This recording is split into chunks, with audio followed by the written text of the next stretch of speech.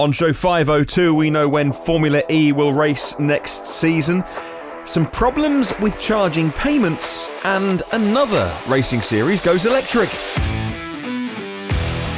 Well, those stories and many more coming up on today's podcast. Good morning, good afternoon, or good evening. In fact, wherever you're listening around the world, welcome to EV News Daily, your Sunday edition, Sunday 16th of June today. Hello, my name is Martyn Lee, and I go through every EV story that I can find. I pick out only the best ones to save you time. And thank you as always to everyone who reviews this show. I really appreciate it if you have taken the time to write a review online. And I've been looking at a few of those over the weekend. General consensus seems to be you quite like the summary of news that I put together to try and save you time. That seems to be something that people do genuinely appreciate. Thank you very much to this one review that I found today from NG Boz in Australia. Martin has a way of pulling out the juicy news of the day and bringing a balanced view on sticky topics. Well worth adding to your daily routine, says NG Boz on Apple Podcasts in Australia. Thank you for your review.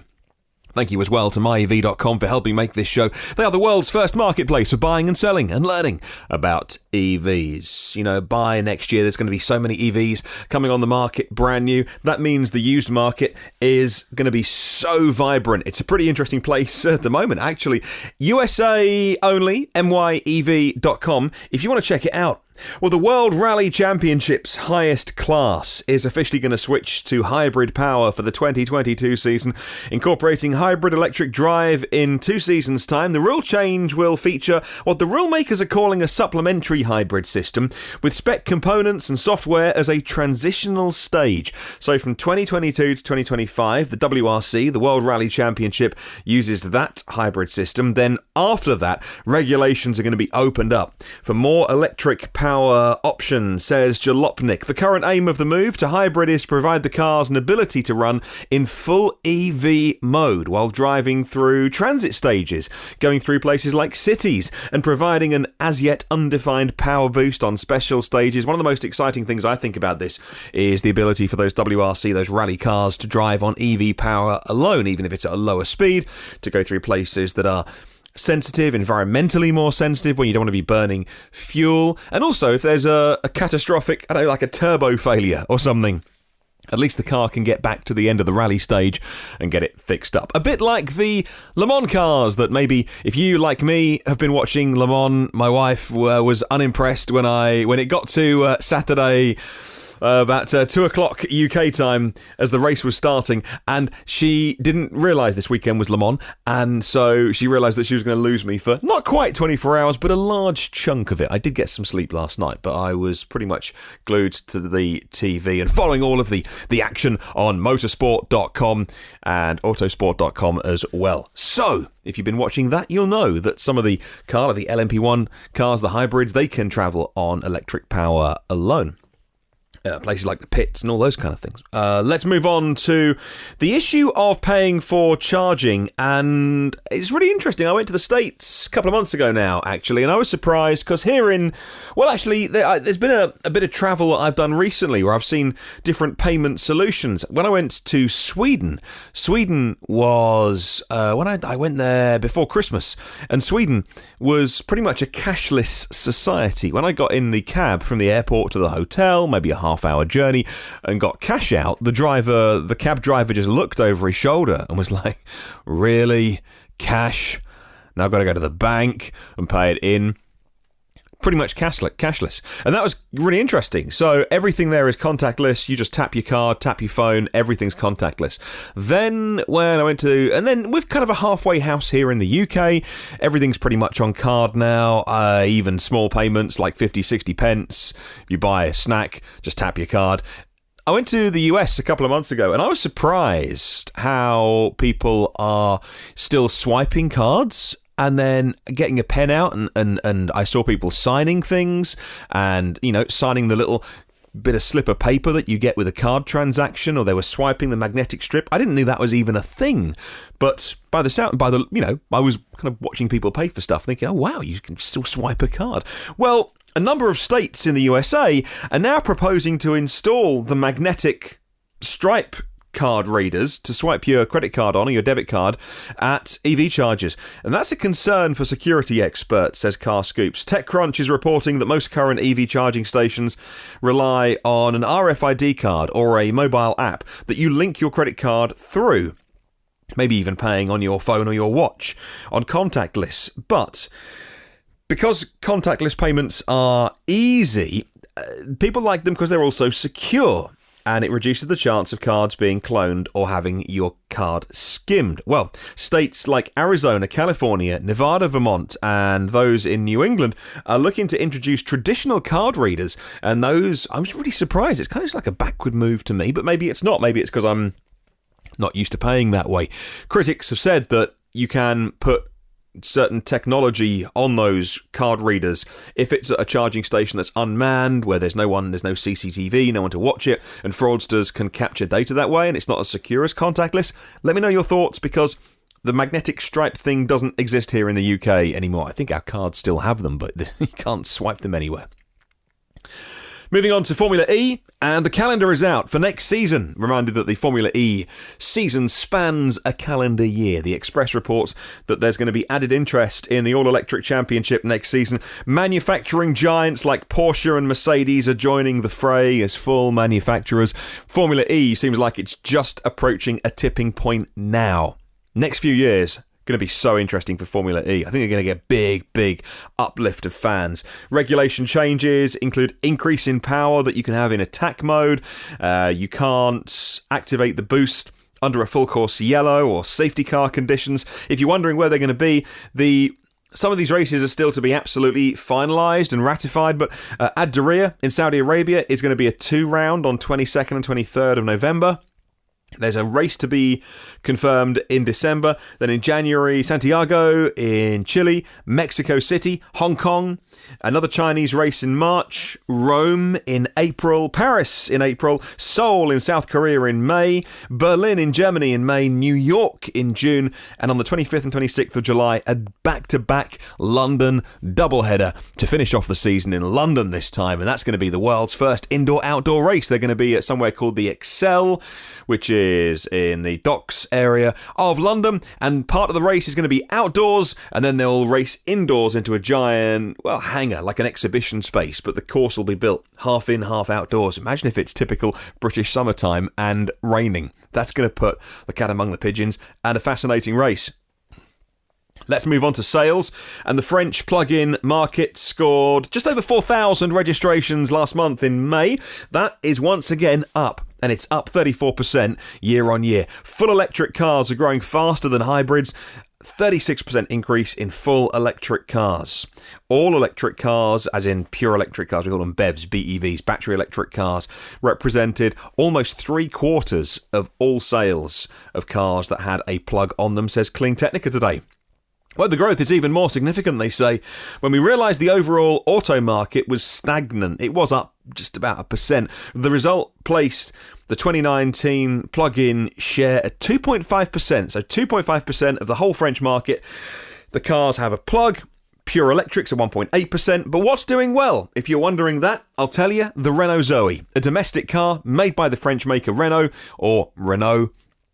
The Zoe was up 23%, over 1,330 units sold last month in May. Very impressive, particularly when you realise the rumours are swirling about the new one that's called the Zoe Neo, and it's officially unveiled. The embargo gets lifted for those that went to Paris to have a look, like the Fully Charged team that I've seen sort of tweeting about it and all that kind of stuff. They can finally get their Fully Charged video out midday Monday. Chances are, if you're listening to this, it may already have gone midday Monday, the 17th of June, when they can start talking about what they saw.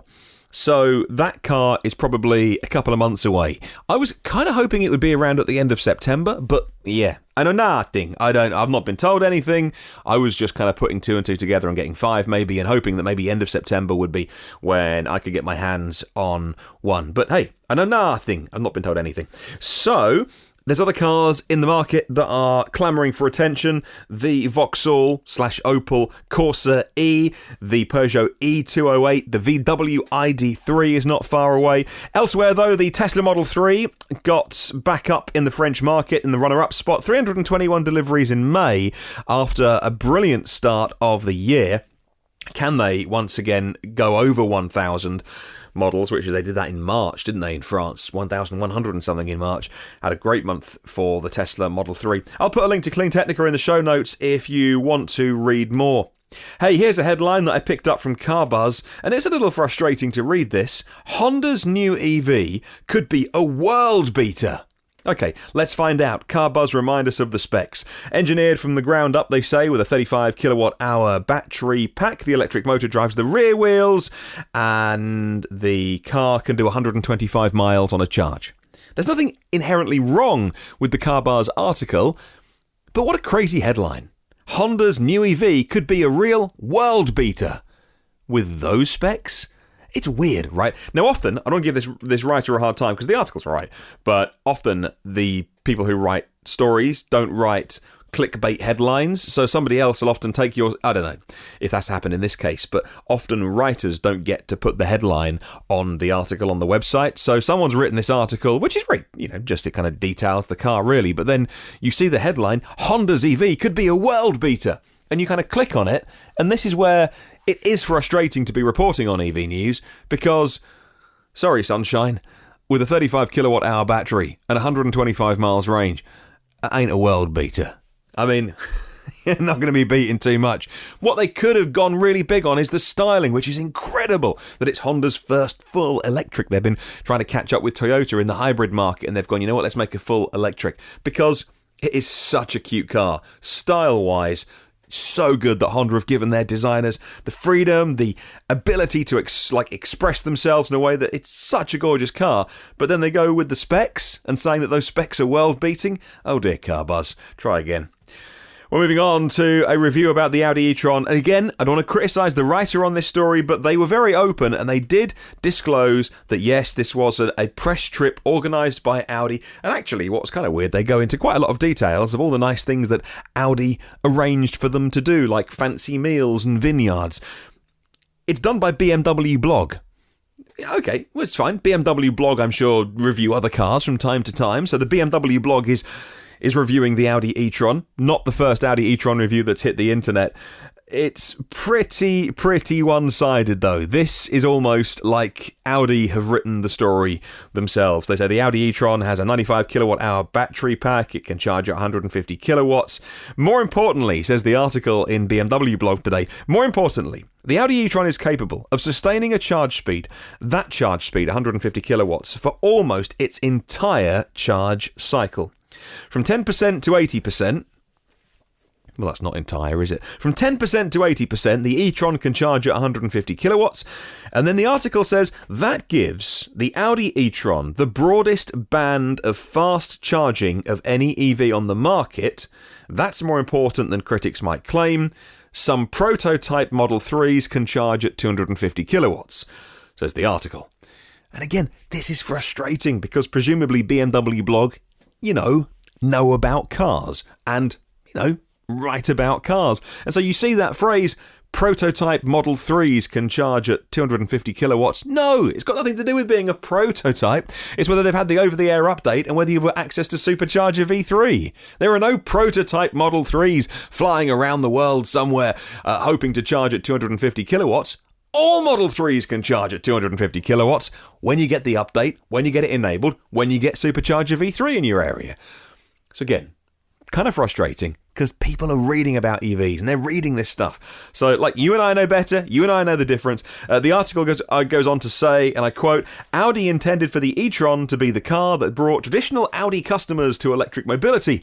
And after spending time with it, I think Audi nailed the objective, for better or worse. If you're looking for something funky and weird with a whoopee cushion mode, the e-tron is probably not for you. And so with a kind of a half nod to Tesla there, and I don't know whether that's trying to be critical of Tesla or not, so the Audi is for you. And again, a frustrating way to finish off the article, saying that it's an EV for beginners.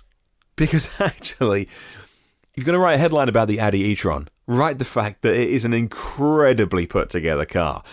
Spending 10 minutes in the Audi e-tron will make your day better. When you sit in a car like the Audi e-tron, it is just a piece of work inside that car. There is not one bit of it which yes, it's got knobs and buttons, and if you're a Model 3 driver, there's a lot of buttons. But you know what? It's a real luxury car. And there's so many nice things you could say about it rather than it's an EV for beginners. Oh, and by the way, hey, it beats the Model 3 on charging, which Cleantechnica have proven comprehensively it doesn't. It's got other strengths. It's very frustrating to read these things. The Audi e-tron is a gorgeous car, by the way. And finally, I thought I'd finish, because we're going to get on to Question of the Week now, and I thought I'd finish with a story that really plays into Question of the Week. The United States spends 10 times more on fossil fuel subsidies than education. A new International Monetary Fund, the IMF, a new IMF study shows that $5.2 trillion was spent globally on fossil fuel subsidies for the year that they've done the maths for, which is 2017. The equivalent of over 6.5% of global GDP. So hang on. 6.5% of global GDP was spent on fossil fuel subsidies. Wow. It also represents a $500 billion increase since 2015, when China, the United States and Russia were the largest subsidizers.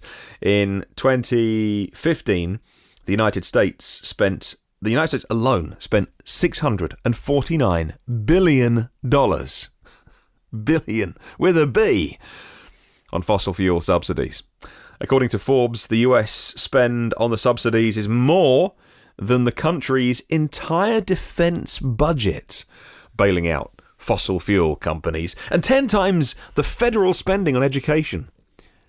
Lining the pockets of fossil fuel companies is 10 times more important than educating its citizens. Well done, USA. I'm not picking on the USA, by the way. I'm sure that the UK is just as bad.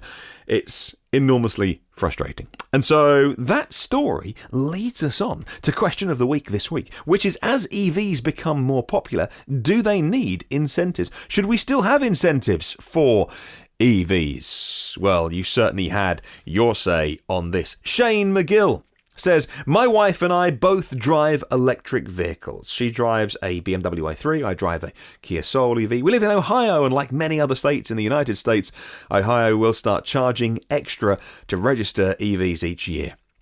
In our case, because we own 2 EVs, we'll be paying an extra $400 a year. This year, the state will begin charging $200 extra per car over the normal $50 norm.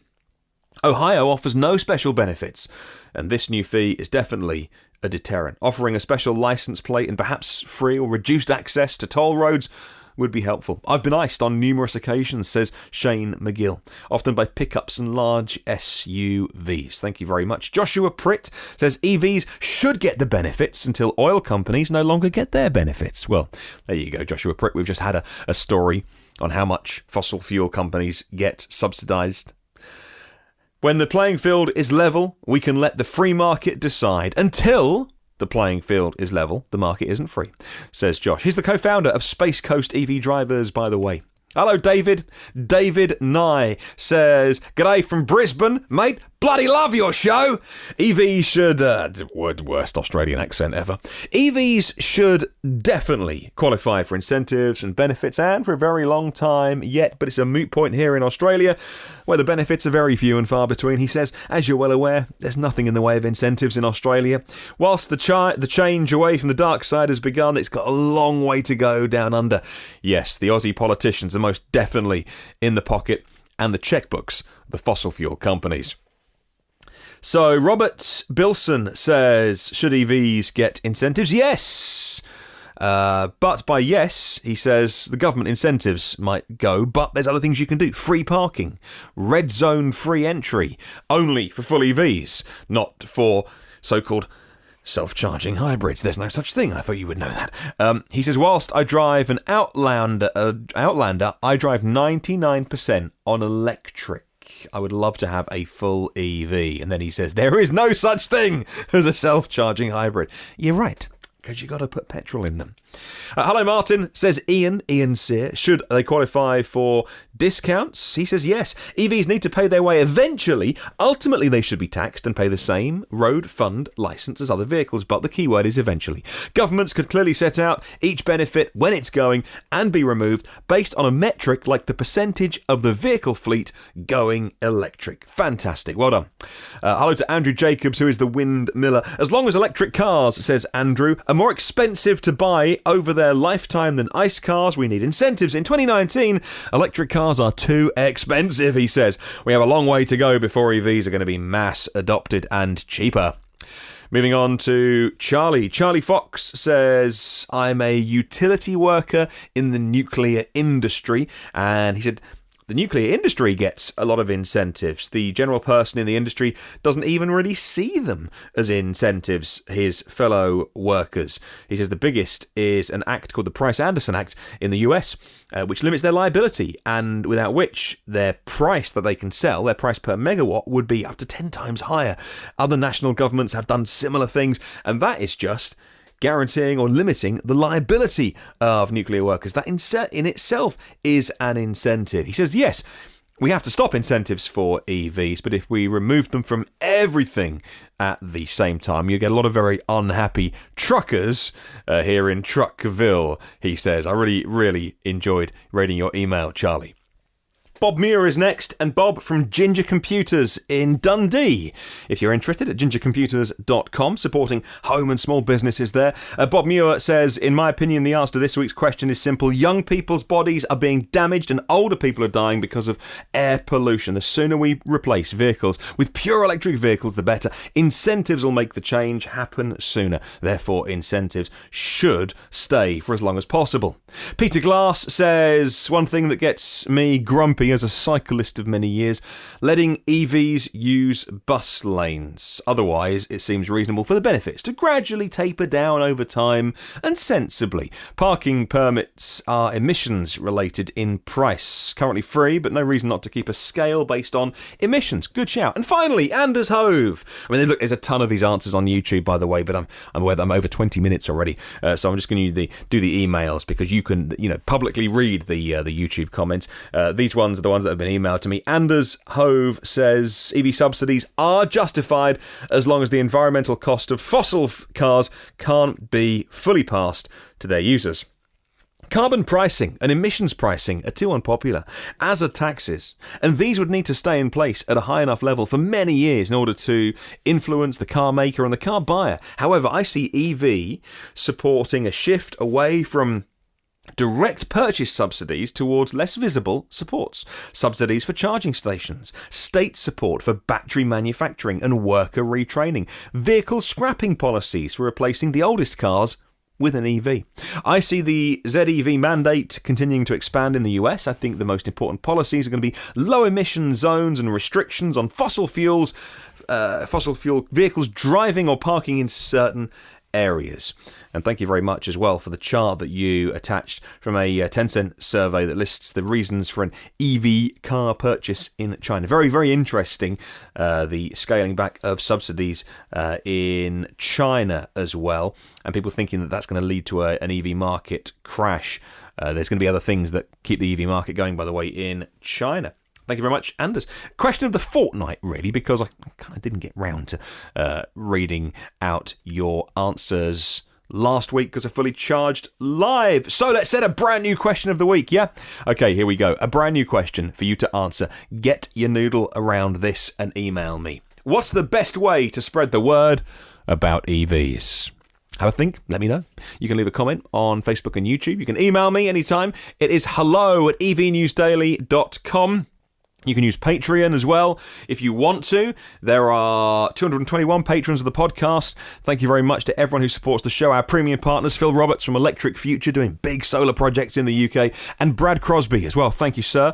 And David Allen, a partner of the show, OEM Audio of New Zealand and evpower.co.nz if you want to get your accessories for your EVs and you're in New Zealand. Paul O'Connor, a partner of the show, and the latest to join up, tryev.com, and they're going to feature on a future Saturday special, Try EV ev.com, connecting you with EVs. And all of our exec producers as well. Thank you, Alan Robson, Alex Banahini, Alexander Frank, Anders Hove, Harold Gierskalsveen, Ashley Hill, Bjard Fuchstak, Barry Penniston, Bob Muir from Ginger Computers in Dundee, Borislav Borisov, Brent Kingsford, Brian Thompson, Brian Weatherall, Cesar Trujillo, Charles Hall, Chris Benson, Chris Hopkins, Craig Coles, Craig Rogers, Damien Davis, Dan Fairs, Darren Bird, Darren Sant from the Yorkshire EV Club, Dave Jewson, David Barkman, David Finch, David Partington, David Prescott, Dirk Rotsatz, Don McAllister, and his lovely new Kona at screencastsonline.com, Enrico Stefan Shillo, Frederick Rovick, Free Jewel, aka James, George Clargo, Jack Oakley, James Storr, Jason Fan, Jeff Irbies, Jerry Allison, Jill Smith, John Bailey, John, who is Biddy McBeardface from Kent EVs,